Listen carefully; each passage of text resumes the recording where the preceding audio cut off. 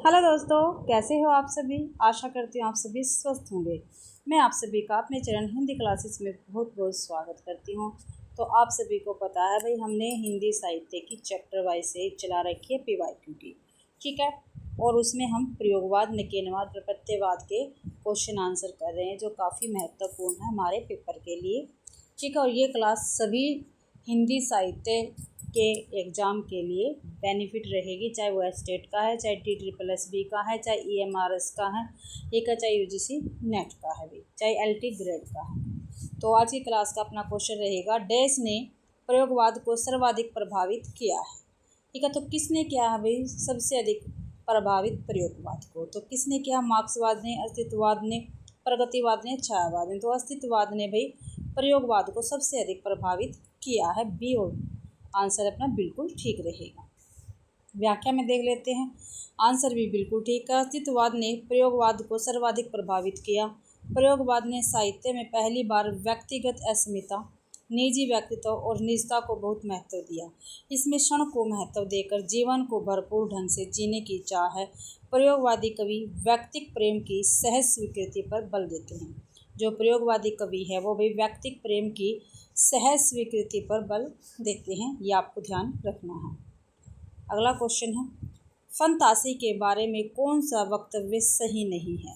जो फंतासी है इसके बारे में कौन सा वक्तव्य सही नहीं है, यानी गलत है, वो हमें बताना है। तो देखते हैं, फंतासी का प्रयोग यथार्थ सृष्टि के निषेध के लिए होता है। देखते हैं आगे, फंतासी का प्रयोग अतिरंजना पूर्ण वर्ण के लिए होता है। बिल्कुल ठीक है, जो फंतासी है इसका प्रयोग वही अतिरंजना पूर्ण वर्ण के लिए किया जाता है। भी ठीक है, एक को भी रखते हैं उल्ट पे। आगे देखते हैं, तीसरा, फंतासी का प्रयोग एक समानांतर संसार के निर्माण के लिए किया जाता है। ये भी बिल्कुल ठीक है। फंतासी का प्रयोग सत्य निरूपण के लिए होता है। ये भी सही है, जो फंतासी इसका प्रयोग भी सत्य निरूपण के लिए किया जाता है। जो फंतासी है इसका प्रयोग एक समानांतर संसार के निर्माण के लिए भी किया जाता है। तो अपना ए ऑप्शन क्या है? गलत रहेगा, ठीक है। ए ऑप्शन गलत रहेगा। फंतासी का प्रयोग यथार्थ सृष्टि के निषेध के लिए किया जाता है, ये गलत है और इसमें गलत ही पूछा था, इसलिए अपना ए आंसर बिल्कुल ठीक है। व्याख्या में देख लेते हैं, ए आंसर बिल्कुल ठीक है। फंतासी का प्रयोग यथार्थ सृष्टि के निषेध के लिए होता है।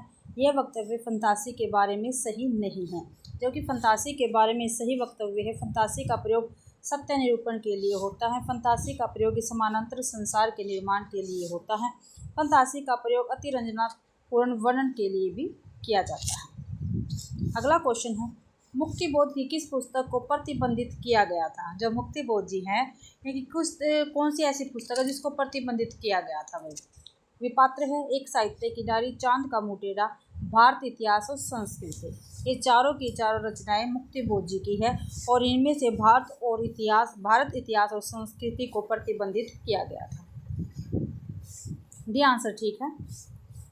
मुक्तिबोध की पुस्तक भारत इतिहास और संस्कृति को प्रतिबंधित किया गया था। उल्लेखनीय है कि मध्य प्रदेश शासन द्वारा भद्रता और नैतिकता के विरुद्ध ठहराई गई इस पुस्तक पर मध्य प्रदेश न्यायालय में मुकदमा चला, जिसका निर्णय था इसके 10 आपत्तिजनक अंशों को हटाकर इसे पुनः प्रकाशित किया जा सकता है।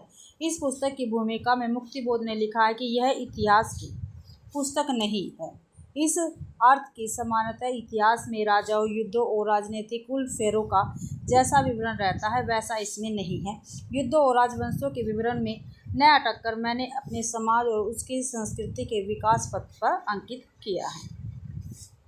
अगला क्वेश्चन है, प्रियवंत निम्नलिखित में से किस कविता से संबंधित है? काफ़ी महत्वपूर्ण पात्र है भाई प्रियवंत, ठीक है। वो जो रचना है वो भी काफ़ी महत्वपूर्ण है भाई। तो प्रलय की एक छाया, असाध्य वीणा, ब्रह्म राक्षस, कामायनी। तो प्रियवंत भाई असाध्य वीणा कविता का पात्र है, जो आज्ञे जी की है भाई, और ये UGC नेट में लगी हुई है।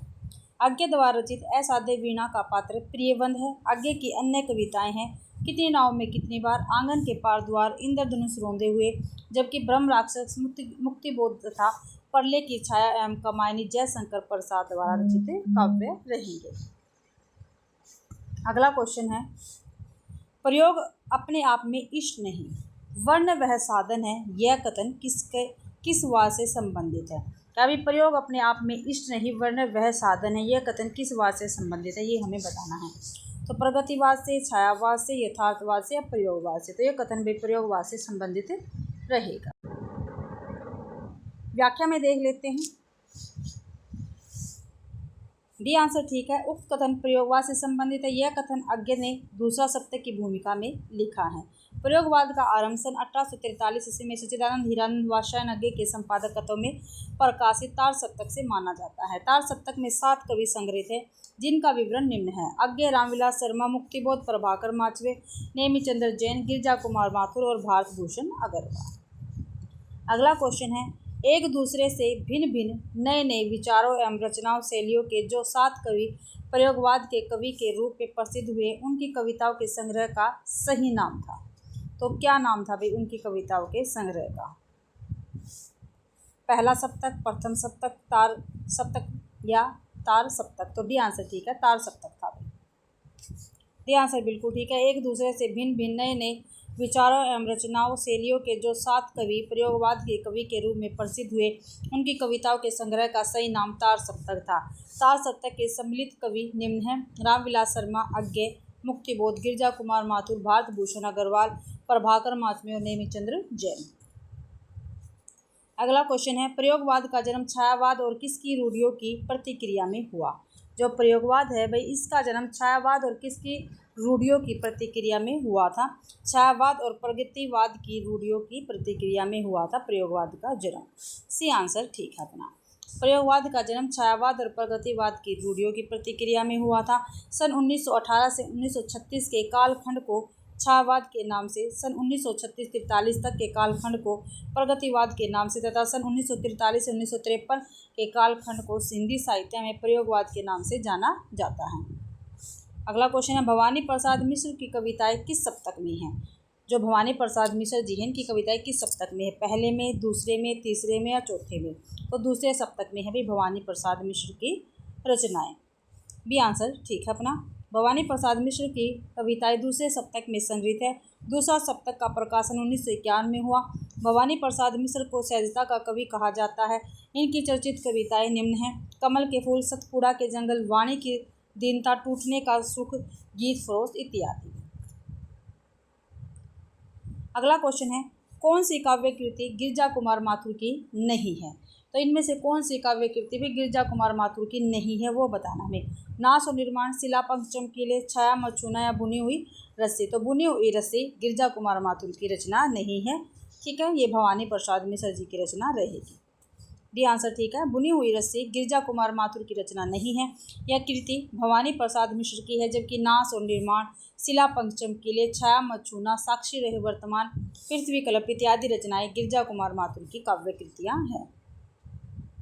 आगे है, धर्मवीर भारती की काव्य कृतियाँ कनुप्रिया में किसका वर्णन है? ठीक है, जो धर्मवीर भारती है, इनकी रचना है कनुप्रिया। इसमें भी किसका वर्णन है? किस विषय, कौन सा विषय है इसमें? राधा के नवीन रूप का, सीता का दुख, मीरा या रसिक प्रिया? तो कनुप्रिया, राधा के नवीन रूप का वर्णन है कनुप्रिया में, जो धर्मवीर भारती की काव्य कृति है। ए आंसर ठीक है। धर्मवीर भारती की काव्य कृति कनुप्रिया में राधा के नवीन रूप का वर्णन है। इस काव्य में राधा और कृष्ण के प्रेम का चित्रण किया गया है। धर्मवीर भारती मूलतः प्रेम के कवि हैं। इनकी प्रमुख रचनाएं हैं ठंडा लोहा, अंधा युग, कनुप्रिया, 7 गीत वर्ष, देशांतर आदि। अगला क्वेश्चन है, हमें प्रयोगवादी कहना उतना ही सार्थक या निरर्थक है जितना हमें कवितावादी कहना। उक्त कथन किसका है? तो ठीक है भाई, ये तो उक्त कथन किसका रहेगा? तो सच्चिदानंद हीरानंद वात्स्यायन अज्ञे का या भाई गजानंद माधव मुक्तिबोध का। ठीक है, आगे देखते हैं। देखो, ए ऑप्शन वैसे हमारा बिल्कुल ठीक है। यहाँ पे हमें प्रयोगवादी कहना उतना ही सार्थक या निरर्थक है जितना हमें कवितावादी कहना है। तो ये कथन अज्ञे जी का रहेगा भाई। ठीक है, आगे देखते हैं। ये अज्ञे जी का कथन है, हमें प्रयोगवादी कहना उतना ही सार्थक या निरर्थक है जितना हमें कवितावादी कहना। उक्त कथन सच्चिदानंद हीरानंद वात्स्यायन अज्ञे जी का ने दूसरे सप्तक की भूमिका में कहा था। अगला क्वेश्चन है, कविता में कहने की आदत नहीं पर कह दो। वर्तमान समाज में मैं चल नहीं सकता, पूंजी से जुड़ा हुआ हृदय बदल नहीं सकता, ये पंक्तियाँ इनमें से किस कवि की हैं? तो हमें देखना है ये भाई जो पंक्तियाँ हैं ये किस कवि की रहेगी। कविता में कहने की आदत नहीं पर कह दूँ वर्तमान समाज में मैं चल नहीं सकता, पूंजी से जुड़ा हुआ हृदय बदल नहीं सकता, ये पंक्तियाँ इनमें से किस कवि की है? तो किसकी है भाई ये भाई पंक्तियाँ मुक्तिबोध की रहेंगी। बी आंसर अपना ठीक है। उपयुक्त पंक्तियाँ प्रयोगवादी कवि मुक्तिबोध के अंधेरे में से ली गई है। इनके द्वारा रचित अन्य पंक्तियाँ हैं। अब अभिव्यक्ति के सारे खतरे उठाने ही होंगे, तोड़ने होंगे मठ और गढ़ सभी, अंधेरे में कविता से, और मुक्तिबोध की पंक्तियाँ रहेंगी। अगला क्वेश्चन है, निम्नलिखित में से कौन सा काव्य संग्रह सच्चिदानंद हीरानंद वात्स्ययन अज्ञे का नहीं है? तो हरी घास पर संबंध है, भूरी भूरी खाक धूल, यही नहीं है भाई इनका। हरी घास पर संबंध भी है, इंद्रधनुष रोंदे हुए इटेलम, ये भी अज्ञे जी के ही काव्य संग्रह है। लेकिन भूरी भूरी खाक धूल ये गजानन माधव मुक्तिबोध का काव्य संग्रह रहेगा। बी आंसर ठीक है। भूरी भूरी खाक धूल सच्चिदानंद हीरानंद वात्स्ययन अज्ञे का है, क्या भी काव्य संग्रह नहीं है, बल्कि गजानन माधव मुक्तिबोध का काव्य संग्रह है। शेष सभी हरी घास पर संबंध 1949 में प्रकाशित है, इंद्रधनुष रोंदे 1957 में तथा इत्यलम 1946 ईस्वी के अज्ञे के काव्य संग्रह है। इनके अन्य काव्य संग्रह है बगंदूत, चिंता, बावरा अहेरी, अरि और करुणा प्रभाव में, आंगन के पार, द्वार कितनी नाव में कितनी बार आदि। इनमें से कुंवर नारायण का काव्य संग्रह है। तो इनमें से कुंवर नारायण का काव्य संग्रह कौन सा है? मछलीघर, धूप के धान, उत्सवा या हाशिए का गवाह। तो हाशिए का गवाह कुंवर नारायण का काव्य संग्रह रहेगा। निम्नलिखित कवि और उनके काव्य संग्रह देख लेते हैं। कवि और काव्य संग्रह है। कुंवर नारायण के काव्य संग्रह देखते हैं। चक्रव्यूह 1956 में प्रकाशित है, आत्मजयी 1965 में, परिवेश हम तुम 1961 में, कोई दूसरा नहीं 1993 में, इन दिनों 2002 में, वाद सरवा के बहाने 2008 में और हाशिए का गवाह। विजय देवनारायण साहिरी, इनकी रचनाएं हैं साखी, मछलीघर, संवाद तुमसे, नरेश मेहता, वन पागी सुनो, बोलने दो चीड़ को, मेरा समर्पित एकांत, चैत्या, उत्सवा, संशय की एक रात, महाप्रस्थान, प्रसाद परव, सबरी आख्या, प्रार्थना पुरुष, ये नरेश मेहता के रहेंगे भी काव्य संग्रह। आगे गिरजा कुमार माथुर के मंजीर 1941 में, नाश और निर्माण 1946 में, धूप के धान, शिला पंख चमकीले, छाया मच्छूना, भीतरी नदी की यात्रा, अभी कुछ और, साक्षी रहे, वर्तमान, पृथ्वी कल्प, ये सभी गिरजा कुमार माथुर के काव्य संग्रह रहेंगे भी। अगला क्वेश्चन देखते हैं।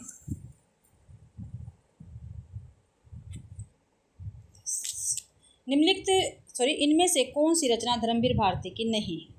ठीक है, तो धर्मवीर भारती की कौन सी नहीं है? अंधा युग भी है, कनुप्रिया भी है, ठंडा लोहा भी, लेकिन हरी घास पर संबंध धर्मवीर भारती की रचना नहीं है। ये किसकी रचना है? ये अज्ञे जी की रचना है, अभी हमने देखी थी। ठंडा लोहा, अंधा युग, कनुप्रिया, सात गीत, वर्ष, देशांतर आदि धर्मवीर भारती की रचनाएं रहेंगी। धर्मवीर भारती मूलतः प्रेम के कवि थे। कैसे कवि थे? प्रेम के कवि थे भाई मूलतः। जबकि भगनदूत, चिंता, हरी घास पर संबंध, इत्यलम, बावरा अहेरी, इंद्रधनुष रोंदे हुए, अरि ओ करुणा प्रभाव में, आंगन के पार, द्वार, सुनहले सेवाल, कितनी नाव में कितनी बार, क्योंकि मैं उसे जानता हूँ, सागर मुद्रा, पहले में सन्नाटा बुनता, महावृक्ष के नीचे, नदी की बाग छाया तथा ऐसा कोई घर आपने देखा है, आदि सच्चिदानंद हीरानंद वात्स्ययन अज्ञे के काव्य संग्रह रहेंगे। अगला क्वेश्चन है, सन 1951 में प्रकाशित दूसरा सप्तक में कौन सी कवित्री शामिल थी? ठीक है भाई, कौन सी कवित्री शामिल थी दूसरे सप्तक में? अमृता भारती, ये तो कोई से भी नहीं थी। कीर्ति चौधरी, सुमन राजे, शकुंतला माथुर है, ये दूसरे सप्तक में शामिल कवित्री है जो 1951 में प्रकाशित हुआ था। सी आंसर अपना बिल्कुल ठीक है। 1951 में प्रकाशित दूसरा सप्तक के संपादक अज्ञे हैं। सप्तक के अंतर्गत 7 कवियों को शामिल किया गया है। दूसरे सप्तक में संकलित कवि है शमशेर बहादुर सिंह, भवानी प्रसाद मिश्र, सुकुंत माथुर, हरिनारायण व्यास, नरेश मेहता, धर्मवीर भारती, रघुवीर साहे।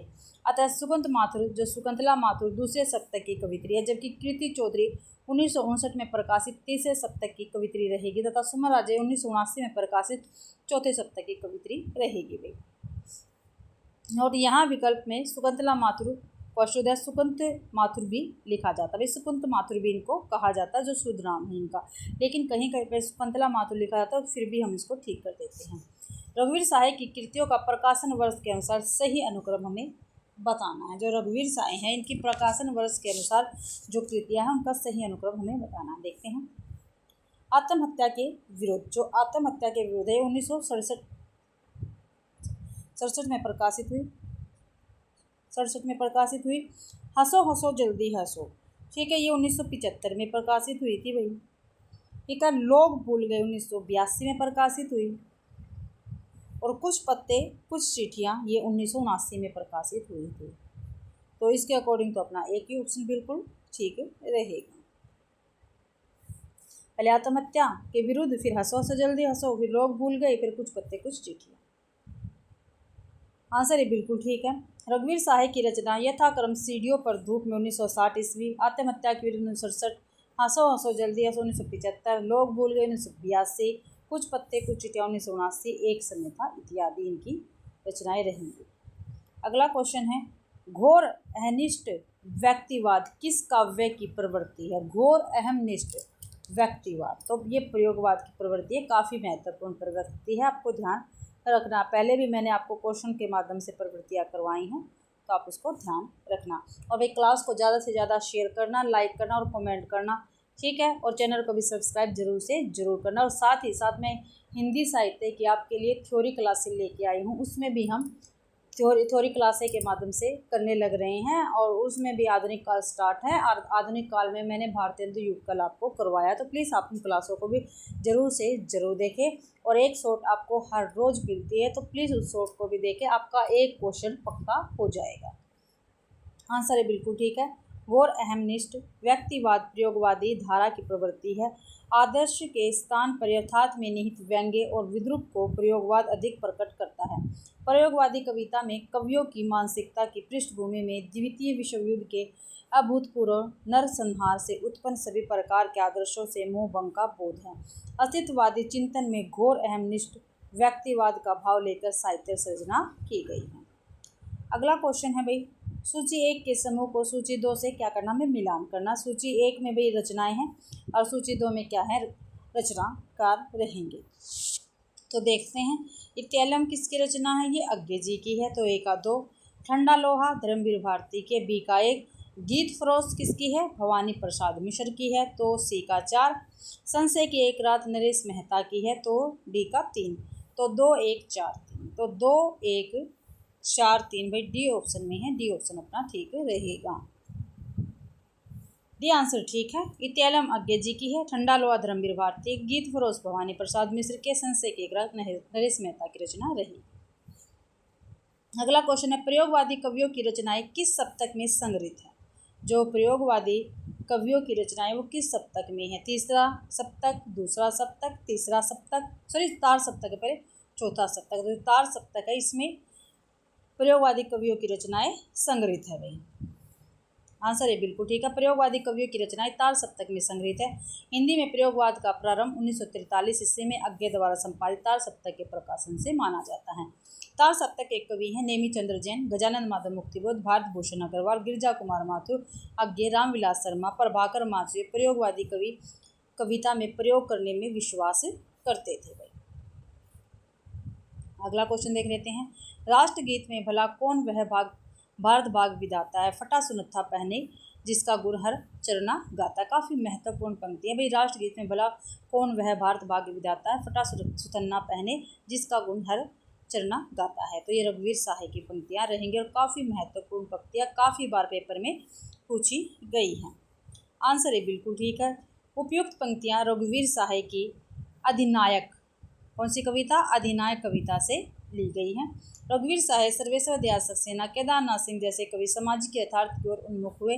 सामान्य से सामान्य एवं परिचित से परिचित स्थिति में कुछ ऐसा देख लेना कि वह पहली बार में ही मार्मिक लगे। रघुवीर साहे की अचूक क्षमता, लेकिन इस क्षमता का उपयोग वे अधिकांशतः मन की गहरी परतों का उखाड़ने या व्यंग्य विनोद में ही करते थे। अगला क्वेश्चन है, सूची 1 के समूह को सूची 2 से क्या करना में मिलान करना है। सूची 1 में भाई रचनाएं दे रखी है, सूची 2 में क्या है? रचनाकार दे रखे हैं। आर्य और करुणा प्रभा में ये किसके है? ये अज्ञे जी की रचना रहेगी, तो 1 का 2। धूप के दान गिरिजा कुमार माथुर की है भाई, बी का 3। खुशबू के शिलालेख किसके? भवानी प्रसाद की रचना रहेगी, तो सी का 4। चांद का मुँह टेढ़ा है मुक्तिबोध की रचना है, तो 2 3 4 1 किसमें है? बी ऑप्शन में है, बी ऑप्शन अपना ठीक रहेगा। व्याख्या में देख लेते हैं, बी आंसर बिल्कुल ठीक है। कविता और कवि का नाम अरे ओ करुणा प्रभा में अज्ञे जी की है। धूप के धान गिरजा कुमार माथुर। खुशबू के शिलालेख भवानी प्रसाद मिश्र। चांद का मुंह टेढ़ा है मुक्तिबोध की रचना रहेगी। काफ़ी महत्वपूर्ण रचना है रूपांवरा, ठीक है। रूपांवरा किसकी रचना है, तो ये अज्ञे जी की रचना रहेगी, ये आंसर ठीक है। रूपांवरा अज्ञे की रचना है। यह अज्ञे का एक काव्य गीत है, काव्य कृति है। अज्ञे प्रयोगवादी काव्य धारा संबंधित है। इनकी रचना है आंगन के पारदा, रितेलम और भगनदूत आदि भी। अगला क्वेश्चन है, निम्नलिखित में से कौन गिरजा कुमार माथुर की कृति नहीं है, ठीक है। जो नहीं है वो हमें बताना। नाश और निर्माण है, धूप के धान है, पृथ्वी कल्प, लेकिन चांद का मुंह टेढ़ा ये इनकी रचना नहीं है। चांद का मुंह टेढ़ा किसकी है, मुक्तिबोध की रचना रहेगी। आंसर डी ठीक है। चांद का मुंह टेढ़ा कृति गिरिजा कुमार माथुर की नहीं। मंजीर, नाश और निर्माण, धूप के दान, शिला पंख चमकीले, छाया मत छूना, मन भीतरी नदी की यात्रा, अभी कुछ और, साक्षी रहे वर्तमान तथा पृथ्वी कल्प आदि प्रमुख प्रयोगवादी तथा तार सप्तक के कवि गिरिजा कुमार माथुर के काव्य संग्रह हैं। जबकि चांद का मुंह टेढ़ा है तथा भूरी भूरी खाक धूल नामक काव्य संग्रह प्रमुख प्रयोगवादी तथा तार सप्तक के कवि गजानन माधव मुक्तिबोध की रचना रहेगी। अगला क्वेश्चन है, नरेश मेहता को ज्ञानपीठ पुरस्कार किस रचना पर प्राप्त हुआ था, ठीक है। तो जो नरेश मेहता इनको ज्ञानपीठ पुरस्कार किस रचना पर प्राप्त हुआ था, तो इसी सीरीज में भी मैंने ये आपको क्वेश्चन करवा रखा। तो उनकी संपूर्ण रचना क्रम पर नरेश मेहता को ज्ञानपीठ पुरस्कार मिला था। बी आंसर ठीक है। सन 1982 में नरेश मेहता को ज्ञानपीठ पुरस्कार उनके संपूर्ण क्रम के लिए दिया गया था, न कि किसी रचना विशेष के लिए। इनकी प्रमुख कृतियाँ वन पाखी सुनो, प्रार्थना पुरुष, महाप्रस्थान, बोलने दो चिड़ को, देखना एक दिन, व्याख्या आदि में। अगला क्वेश्चन देखते हैं, निम्नलिखित में से कौन सा काव्य संग्रह अज्ञे का नहीं है, तो कौन सा काव्य संग्रह नहीं है अभी इसमें से, हरिघास पसंद पर भी है, अरे ओ करुणा प्रभा में भी है, सीढ़ियों पर धूप नहीं है भाई अज्ञे जी का, ये रघुवीर साहे का है, आंगन के पार द्वार भी अज्ञे जी का ही रहेगा।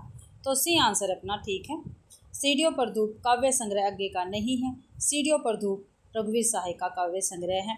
रघुवीर साहे के अन्य काव्य संग्रह आत्महत्या के विरुद्ध, हंसो हंसो जल्दी हंसो, लोग भूल गए, हरिघास प्रश्न पर, अरे करुणा प्रभा में, आंगन के पार द्वार, बाबरा है आदि अज्ञे जी की रचनाएं रहेगी। नोट, यहाँ सीढ़ियों पर धूप अशुद्ध है, जबकि रघुवीर साहे की रचना सीढ़ियों पर धूप में। अगला क्वेश्चन है, नकेनवाद नामक साहित्यिक आंदोलन के अग्रणीय कौन है, तो कौन थे भाई, ठीक है, कौन थे ये हमें बताना है। तो नलिन विलोचन शर्मा, देखो जगदीश गुप्त नहीं है, पहले ही कट गया। इसमें नागार्जुन नहीं है, ये पहले ही कट गया। निर्मल वर्मा नहीं, ये भी कट गया। तो नलिन विलोचन शर्मा, केसरी कुमार और नरेश, तो ये क्या है, आंदोलन के अग्रणीय थे नकेनवाद के। बी आंसर ठीक रहेगा। नकेनवाद नामक साहित्यिक आंदोलन के अग्रणीय नलिन विलोचन शर्मा, केसरी कुमार, नरेश मेहता। ठीक हो, देखो ये केसरी आएगा ना, ये भी गलत है, ठीक है, ठीक है, नरेश कुमार भी नहीं आएगा। प्रपद्यवाद को नकेनवाद भी कहा जाता है, क्योंकि इसमें बिहार के तीनों कवियों के प्रथम अक्षरों को आधार मानकर नकेन बनता है। प्रपद्यवाद का प्रवर्तन नलिन विलोचन शर्मा ने सन 1956 ईस्वी में प्रकाशित नकेन के प्रपद्य से में संकलित किया है। अगला क्वेश्चन है, तार सप्तक में कौन सा कवि सम्मिलित नहीं है, तार सप्तक में कौन सा कवि संकलित नहीं है ये बताएं। तार सप्तक में पूछा है भारत भूषण अग्रवाल, मुक्तिबोध, नेमी चंद्र जैन, रघुवीर साहे, तो रघुवीर साहे जी नहीं है तार सप्तक में सम्मिलित कवि। तार सप्तक का प्रकाशन सच्चिदानंद हीरानंद वात्स्यायन अज्ञे ने 1943 ईस्वी में किया। हिंदी प्रयोगवादी काव्य धारा का प्रारंभ इसी संग्रह से होता है। तार सप्तक में मुक्तिबोध, रामविलास शर्मा, नेमी चंद्र जैन, गिरिजा कुमार माथुर, भारत भूषण अग्रवाल, प्रभाकर माचित्ता अज्ञे की रचनाएं संकलित है। रघुवीर साहे दूसरे सप्तक जो 1951 में प्रकाशित हुआ था उसके कवि रहेंगे। अगला क्वेश्चन है भाई, निम्नलिखित में से किस लंबी कविता के रचयिता मुक्तिबोध है। लंबी कविता पूछी है तो अंधेरे में इनकी लंबी कविता है मुक्तिबोध की भाई, ठीक है, बी आंसर ठीक है। अंधेरे में लंबी कविता के रचयिता मुक्तिबोध है। ब्रह्म राक्षस, भूल गलती, चांद का मुंह टेढ़ा, भूरी भूरी खाक धूल मुक्तिबोध की अन्य रचनाएं रहेगी। इनमें से अगला क्वेश्चन है, इनमें से कौन सी रचना पौराणिक कथा पर आधारित नहीं है, पूछा भाई, ठीक है, नहीं है। तो महाप्रस्थान भी है, उर्वशी भी है, कनुप्रिया भी, लेकिन अमन का राग ये क्या है, पौराणिक कथा पर आधारित नहीं है। डी आंसर अपना बिल्कुल ठीक रहेगा। डी आंसर ठीक है। अमन का राग शमशेर बहादुर सिंह की एक लंबी कविता है, जबकि महाप्रस्थान नरेश मेहता की कविता है। उर्वशी 1961 दिनकर का गीति नाट्य है तथा कनुप्रिया 1959 धर्मवीर भारती का प्रबंध काव्य रहेगा, जो पौराणिक कथाओं पर आधारित है। अगला क्वेश्चन है भाई, रहस्य पुरुष का बिंब मुक्ति बोध की किस कविता में नहीं है? नहीं पूछा है। जो रहस्य पुरुष है उसका बिंब मुक्ति बोध की किस कविता में नहीं है? तो मेरे सहचर मित्र अंधेरे में, इस चौड़े ऊंचे टीले में, या मुझे पुकारती हुई पुकार। तो अंधेरे में जो कविता, इसमें रहस्य पुरुष का बिंब नहीं है भाई, तो बी आंसर ठीक रहेगा। प्रयोगवाद एवं नई कविता के प्रमुख कवि गजानन माधव मुक्तिबोध की कविता अंधेरे में रहस्य पुरुष का बिंब नहीं है। अंधेरे में कविता का प्रथम प्रकाशन आकांक्षा के दीप अंधेरे नाम से हुआ था। अगला क्वेश्चन है, टॉल्स्टॉय और साइकिल किसकी काव्य कृतियाँ? जो टॉल्स्टॉय और साइकिल है किसकी काव्य कृतियाँ रहेगी?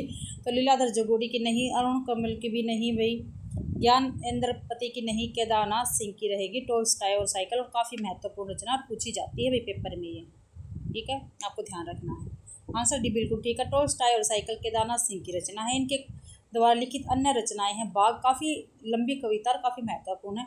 यहाँ से देखो, बनारस कविता आदि इनकी के हैं। लीलाधर जगोड़ी की रचनाएं हैं बची हुई पृथ्वी, रात अब भी मौजूद है, नाटक जारी है, घबराए हुए शब्द, अनुभव के आकाश में चांद आदि। अगला क्वेश्चन है, आत्मजयी के लेखक कौन है? तो आत्मजयी के लेखक कौन है? कुंवर नारायण जी रहेंगे। ये ऑप्शन अपना बिल्कुल ठीक है। आत्मजयी नामक काव्य संग्रह के रचयिता नई कविता के प्रमुख कवि कुंवर नारायण हैं। कंठोपनिषद के नचिकेता प्रसंग पर आधारित आत्मजयी मूलतः आधुनिक चेतना का काव्य है। कुंवर नारायण की अन्य काव्य कृतियाँ हैं चक्रव्यूह, परिवेश, हम तुम, अपने सामने कोई दूसरा नहीं। दुष्यंत कुमार की रचनाएं हैं सूर्य का स्वागत, आवाज़ों के घेरे, जलते हुए वन का बसंत, साय में धूप आदि। सीढ़ियों पर धूप में, आत्महत्या के विरुद्ध, हंसो हंसो जल्दी हंसो, लोग भूल गए आदि रघुवीर साय की काव्य कृतियाँ है। अगला क्वेश्चन है, इनमें से कौन नकेनवादी रचनाकार नहीं है? ठीक है भाई, इनमें से कौन ऐसा जो नकेनवादी रचनाकार नहीं है? तो केदारनाथ सिंह जी नहीं है, ठीक है। केसरी कुमार भी है। देखो यहाँ पर केसरी लिख रखा, लेकिन आयोग ने इसको भी ठीक माना है। आंसर सी ठीक है। नकेनवाद प्रयोगवाद के साथ साथ चलने वाली काव्यधारा है। यह स्वतंत्र आंदोलन के रूप में 1956 में सामने आया। इसका दूसरा नाम प्रपद्यवाद भी है। इसके संस्थापकों में 3 नाम प्रमुख है। एक तो न से नलिन विलोचन शर्मा, के से केसरी कुमार, न से नरेश मेहता, और तीनों की तीनों बिहार के थे ये, ठीक है। जबकि केदारनाथ सिंह प्रयोगवाद के तीसरा शतक के कवि हैं। अगला क्वेश्चन देखते हैं भाई, प्रयोगवाद की जन्मदात्री पत्रिका, जो प्रयोगवाद है इसकी जन्मदात्री पत्रिका कौन सी थी? तार सप्तक थी भाई, जो 1943 में प्रकाशित हुई थी आज्ञा जी के संपादक कतों में भी। आगे क्वेश्चन देखते हैं, 1929 निम्नलिखित में से कौन सी रचना सर्वेश्वर दयाल सक्सेना की नहीं है? तो काठ की घंटियाँ, कुआनो नदी, आत्महत्या के विरुद्ध, लिपटा रजाई में। तो काठ की घंटियाँ सर्वेश्वर दयाल सक्सेना की रचना है, कुआनो नदी भी है, लिपटा रजाई में भी है, लेकिन आत्महत्या के विरुद्ध ये सर्वेश्वर दयाल सक्सेना की रचना नहीं है, ये रघुवीर साय की रचना रहेगी। आत्महत्या के विरुद्ध सर्वेश्वर दयाल सक्सेना की रचना नहीं है। सर्वेश्वर दयाल सक्सेना की काव्य कृतियाँ देख लेते हैं। काठ की घंटियाँ हैं, बांस का पुल है, एक सुनी नाव है, गर्म हवाएं, कुआनो नदी, कविता 1, कविता 2, जंगल का दर्द, खूंटियों पर टंगे लोग, कॉफ़ी हाउस में एक, मेलोड्रामा। काफ़ी महत्वपूर्ण रचनाएं हैं भी सर्वेश्वर दयाल सक्सेना की। अहम से मेरी बड़ी हो तुम, विगत प्यार, लिपटा रजाई में, मैंने कब कहा इत्यादि। रघुवीर साय की रचनाएं हैं सीढ़ियों पर धूप में 1960 में प्रकाशित है, आत्महत्या के विरुद्ध 1967 में प्रकाशित है, हंसो हंसो जल्दी हंसो 1975 में भी, लोग भूल गए 1982 में, कुछ पत्ते कुछ चिट्ठियाँ 1979 में, एक समय था इत्यादि। अगला क्वेश्चन है, साखी किसका संकलन है? जो साखी है किसका संकलन रहेगा? तो शमशेर बहादुर सिंह का, कीर्ति चौधरी का, हरिनारायण व्यास का, विजय देव नारायण शाही का। तो विजय देव नारायण शाही का संकलन रहेगा साखी। तो कवि और काव्य संग्रह देख दिए हैं, व्याख्या में देख लेते हैं। विजय देव नारायण शाही के काव्य संग्रह साखी, मछलीगढ़ संवाद तुमसे, हरिनारायण व्यास के है मृग और तृष्णा, त्रिकोण पर सूर्योदय, बरगद के चिकने पत्ते। काफ़ी महत्वपूर्ण रचनाएं भी हरिनारायण व्यास की भी। शमशेर बहादुर सिंह की देख लेते हैं रचनाएं। कुछ कविताएं 1959 में, कुछ और कविताएं 1961 में, 59 में थी भी पहले कुछ कविताएं। और कुछ और कविता 1961 में है। चुका भी हूँ नहीं मैं 1975 में, इतने अपने पास 1980 में, उदित अभिव्यक्ति का संघर्ष ये 1980 का है, बात बोलेगी 1981 क्या है, काल तुझसे होड़ है मेरी 1988, कहीं बहुत दूर से सुन रहा हूँ 1995, सुकून की तलाश में 1982। अगला क्वेश्चन है आत्मजयी किसकी रचना है। तो आत्मजयी किसकी रचना है अभी हमने देखा है। जो आत्मजयी है ये कुंवर नारायण की रचना रहेगी, अभी हमने देखा था, ऊपर क्वेश्चन आया था। आंसर बिल्कुल ठीक है। रचना, प्रकाशन वर्ष, रचनाकार और इसकी विधा देख लेते हैं भाई। आत्मजयी 1965 में प्रकाशित हुई, कुंवर नारायण की रचना है और ये क्या है, प्रबंध काव्य है। साय में धूप 1975 में प्रकाशित दुष्यंत कुमार की रचना है और ये काव्य संग्रह रहेगा। कनुप्रिया 1959 में प्रकाशित धर्मवीर भारती का काव्य संग्रह है। संशय की एक रात नरेश मेहता की रचना है, प्रबंध काव्य रहेगा। आत्मजयी 1965 ईस्वी कुंवर नारायण का एक प्रबंध काव्य है। यह कंठोपनिषद के नचिकेता प्रसंग पर आधारित है। अगला क्वेश्चन है तोड़ने ही होंगे मठ और गढ़ किसकी पंक्तियां हैं। तो किसकी पंक्तियां पीछे भी आई थी, मैंने आपको बताया था, ये मुक्ति बोध की पंक्ति रहेगी। तो पंक्ति दे रखी है भाई और पंक्तिकार दे रखे हैं। डी आंसर अपना बिल्कुल ठीक रहेगा। तोड़ने ही होंगे मठ और गढ़ सब ये मुक्तिबोध की पंक्ति हैं। राष्ट्रगीत में भला कौन वह भारत भाग्य विधाता, फटा सुनत्था पहने जिसका गुण हर चन्ना गाता है। तो रघुवीर साहिब की पंक्तियां हैं। कई दिनों तक चूल्हा रोया चक्की रही उदास, कई दिनों तक कानी कुतिया सोई उसके पास। तो ये नागार्जुन की पंक्तियां काफ़ी महत्वपूर्ण पंक्तियां भी ये सभी। ऐ शब्द अधरों का सुना भास, मैं कवि हूँ पाया है प्रकाश, ये निराला की पंक्तियां हैं। अगला क्वेश्चन है निम्नलिखित काव्य संग्रह का कालक्रमानुसार सही अनुक्रम रेखांकित कीजिए। तो देखते हैं कालक्रमानुसार सही अनुक्रम। तो भगनदूत, मंजीर, चांद का मुंह टेढ़ा है और साखी। तो भगनदूत जो है इसका प्रकाशन हुआ था 1933 ईस्वी में, ठीक है। मंजीर का हुआ था 1941 में भाई, ठीक है। चांद का मुंह टेढ़ा है इसका हुआ था 1964 में, और जो साखी है इसका हुआ था 1983 में। तो भाई पहला ही ऑप्शन ठीक रहेगा, जो भगनदूत 1933 में, मंजीर 1941 में, चांद का मुंह टेढ़ा 1964 में, साखी 1983 में। ये ऑप्शन बिल्कुल ठीक रहेगा। व्याख्या में देख लेते हैं, ये ऑप्शन बिल्कुल ठीक है अपना। काव्य संग्रह, प्रकाशन वर्ष और काव्यकार। भगनदूत 1933 आगे का काव्य संग्रह है। मंजीर 1941 गिरजा कुमार माथुर का काव्य संग्रह रहेगा, ठीक है। चांद का मुंह टेढ़ा 1964 मुक्तिबोध का काव्य संग्रह, और साखी 1983 विजय देवनारायण शाही का रहेगा भाई, ठीक है। तो भाई इसी के साथ आज की अपनी क्लास कंप्लीट होती है, ठीक है। आज मैंने आपको भाई टोटल 40 क्वेश्चन करवा दिए हैं, ठीक है। और एक क्लास और रह गई है, अपना ये प्रयोगवाद है ये कंप्लीट हो जाएगा। आशा करती हूँ भाई आप सभी को क्लास पसंद आई होगी। अगर क्लास पसंद आती है तो प्लीज़ वीडियो को ज़्यादा से ज़्यादा शेयर करें, लाइक करें और कमेंट करना बिल्कुल भी ना भूलें भाई, और चैनल को भी सब्सक्राइब जरूर करें। क्लास देखने के लिए आप सभी का बहुत बहुत धन्यवाद।